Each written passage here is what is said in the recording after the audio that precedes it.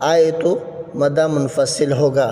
دوسرا قاعدہ، حروف مدہ یا حروف لین کے بعد سکون ہو تو وہاں مد کی دو صورتیں ہوگی۔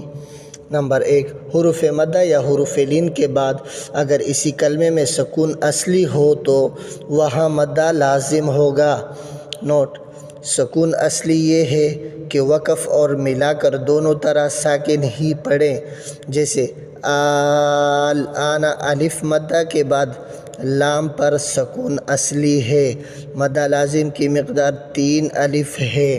نمبر 2، حروف مدہ یا حروف لین کے بعد سکون عارضی ہو تو وہاں مد عارضی وقفی ہوگا، اور یہ مد صرف حالت وقف میں ہوتا ہے۔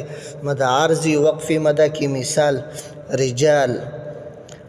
حالت وقف میں یہاں الف مدہ کو 3 الف کھینچ کر پڑھیں گے، رجال۔